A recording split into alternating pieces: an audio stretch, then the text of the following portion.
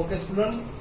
Now our next chapter, lesson number 18, waste generation and management, method of safe disposal of waste. Okay. Introduction में अगर हम देखने जाएंगे तो यहाँ पे मतलब आपको सॉलिड, लिक्विड, गैसेस अलग अलग टाइप के वेस्ट होते हैं, उसका कंपोजिशन अलग होता है, टेक्सचर अलग होता है, अलग अलग जगह पे अलग अलग वेस्ट पाया जाता है. ओके, तो उसका डिस्पोजल करना वो बहुत जरूरी है. ओके, और टाइप ऑफ वेस्ट जो आपका है उस हिसाब से उसका डिस्पोजल करना पड़ता है. ओके, तो उसके बाद अगर हम पॉइंट देखने जाएंगे तो कलेक्शन ऑफ वेस्ट आपका पॉइंट आता है. ओके, इंट्रोडक्शन के बाद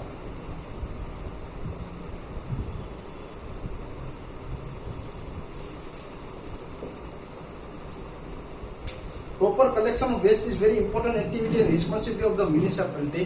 आप देखोगे तो मतलब विलेजेस में ग्राम पंचायत होती है, तालुका में उस तरह से नगर पालिका में ये सब होता है. ओके, डिस्ट्रिक्ट में है. फिर आप बड़े सिटीज का देखोगे तो म्यूनिसिपैलिटी होती है. मतलब ज्यादातर वेस्ट को इकट्ठा करने में म्यूनिसिपैलिटी का बहुत बड़ा रोल होता है. ओके, अभी उसको किस तरह से कलेक्ट करना है, किस तरह से सिग्रीगेट करना है. ओके, और फिर उसके बाद किस तरह से उसको डंप करना है, क्योंकि अलग अलग वेस्ट का अलग अलग डंपिंग मेथड होता है. ओके, लिक्विड होगा तो उस तरह से होगा, सॉलिड होगा तो उस तरह से होगा. तो ये सब चीजें हमको देखनी है. यहाँ पे first point, collection of waste must be organized area wise by covered truck, vans, rickshaw so as to prevent littering on the roads. littering का मतलब होता है कि मतलब जैसे पेट्रोल की टंकी कैसे मतलब ब्रेक हो गई होगी तो मतलब उसमें से पेट्रोल निकलेगा. सेम वे आप ट्रक में, रिक्शो में या वैन में आप जब कचरा लेके जा रहे हो तो ये जरूर देखना है कि वो कचरा नीचे गिरना नहीं चाहिए. ओके, या अगर उसमें कोई लिक्विड है तो वो लिक्विड धीरे धीरे गिरता रहेगा तो कचरे का जो व्हीकल है वो जहां जहां घूमेगा वहां पे ये वेस्ट है वो मतलब नीचे गिरता जाएगा. ये सबसे पहला इंपॉर्टेंट पॉइंट है, वो हमको ध्यान रखना है. Next is day to day collection is very important to prevent spread of disease contaminating and polluting the environment. मतलब 4-5 दिन तक कचरा एक जगह पे इकट्ठा होगा, फिर उसके बाद म्यूनिसिपैलिटी वाले आएंगे और कचरा लेके जाएंगे तो वो 4-5 दिन आप देखोगे तो मतलब इट पे आप एयर पोल्यूशन भी वहां पे देखोगे. बहुत सारे फ्लाइज, माइक्रो ऑर्गेनिज्म उसमें मतलब पनपने लगेंगे, वो आपके घर में आएंगे तो इट विल क्रिएट मतलब बहुत सारी डिसीज होने के चांसेस होते हैं. तो एवरी डे यहाँ एक दिन छोड़ के भी, जैसे हमारे यहाँ होता है एक दिन के बाद एक दिन आते हैं, तो ऐसा भी हो सकता है. लेकिन ज्यादा देर तक कचरे को एक जगह पे रखना और उसके बाद उसको उठा के लेके जाना, it will create A environmental problem. Okay, next, building material, debris, demolition waste must be separately collected and disposed of appropriately.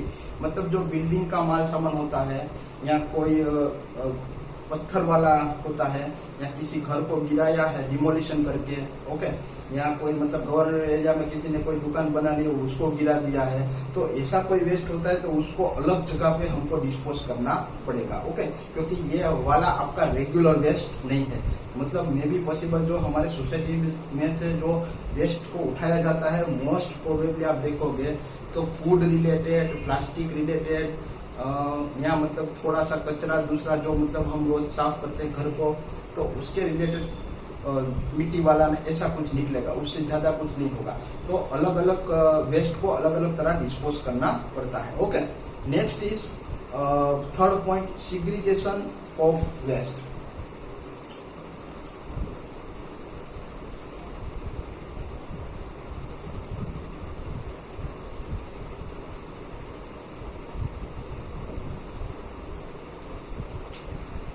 अभी आप होटल्स को ले लो, रेस्टोरेंट को ले लो, ओके, रेसिडेंशियल एरिया को ले लो, office complexes, commercial area, okay, तो वहां पे आपको बायोडिग्रेडेबल, नॉन बायोडिग्रेडेबल दोनों टाइप के आपको वेस्ट मिलेंगे. ओके, तो उसको सिग्रीगेट करना बहुत जरूरी है. सब कुछ एक साथ में कर देंगे तो it will create a problem and it will create a pollution also. Okay, तो फर्स्ट पॉइंट है आपका कि biomedical waste, industrial waste must not be mixed with the municipal solid waste consisting of biodegradable garbage. मतलब hospital का जो waste है उसको ये हमारे रेसिडेंट एरिया में से जो वेस्ट निकाल के लेके जाते हैं। मैंने आपको आगे बताया कि रेसिडेंट एरिया में किस टाइप का वेस्ट होता है। तो आप मेडिकल का देखोगे तो उसमें सिरिंज आएंगे, प्लास्टिक की जो बोतल आती है वो आएगा, ओके, बहुत सारी चीजें होती है, नीडल्स आएगी, ओके, वो चीजें इसके साथ मिक्स नहीं करना है, first point, okay. Second one, waste must be segregated into vegetable, fruit, leaves and garden waste, glass and paper waste at source। मतलब अलग अलग करना है। सब्जी होगा तो उसको अलग करना है, फ्रूट वाला वो साथ में रख सकते हो, पत्ते गार्डन वेस्ट को साथ में रख सकते हैं, ग्लास एंड पेपर वेस्ट, अलग अलग सोर्स का अलग अलग हमको वेस्ट को इकट्ठा करना है। द टॉक्सिक और नॉन बायोडिग्रेडेबल केमिकल और e waste must be treated separately. Okay, biodegradable को साथ में कर सकते हो, नॉन बायोडिग्रेडेबल को अलग कर सकते हैं, ई वेस्ट वाला उसको भी अलग करना है, तो केमिकल वाला होगा तो उसको अलग करना है। इसको सेग्रीगेशन बोलते हैं, क्योंकि ये सब कुछ साथ में कर दोगे तो उसका कोई मतलब नहीं है, वो ज्यादा पोल्यूट बढ़ता जाएगा, okay, and it will create बहुत सारी मतलब पॉसिबिलिटी है कि डिसीज फैलाएगी, मॉस्किटो, फ्लाइज, अलग अलग कंटेमिनेट डिसीज हो सकती है, उसका प्रॉब्लम रह सकता है, okay. Next, waste must not be left in open but in kept in closed container for municipal collection। अभी वो तो हमने ट्रक और वैन का देखा, उसमें भी देखा था कि भाई ढका हुआ होना चाहिए, लिटरिंग नहीं होना चाहिए, वो हमें ध्यान रखना है। दूसरा, जब आप वेस्ट को डंप करते हो तो उसका भी मेथड होता है कि उसको ऐसे खुले में आप रख दोगे तो बाहर का एनवायरमेंट उसके ऊपर इफेक्ट में आएगा, मॉस्किटो, फ्लाइज बैठेंगे, बहुत सारी चीजें हो सकती है। अगर उसको आप ढक के रखोगे तो लेस मॉइस्चर के कंटेंट में आएगा, वो कांटेक्ट में आएगा, और फ्लाइज और मॉस्किटो नहीं बैठेंगे तो उससे बहुत ज्यादा फर्क पड़ता है, ओके। नेक्स्ट, वेस्ट का स्टोरिंग कैसे करना है, क्योंकि वेस्ट है अगर मतलब रिसाइकल हो जाता है, रीयूज हो जाता है, ऐसा कुछ हो जाता है तो भी आप देखोगे तो उसमें से भी थोड़ा वेस्ट निकलेगा। सब कुछ रिसाइकल नहीं हो सकता, सब कुछ हम रीयूज नहीं कर सकते, ओके। बहुत सारी चीजें हमको मतलब वो वेस्ट में जाएगी आपकी, तो उसका किस तरह से स्टोरेज करना है, ओके, स्टोरिंग ऑफ वेस्ट।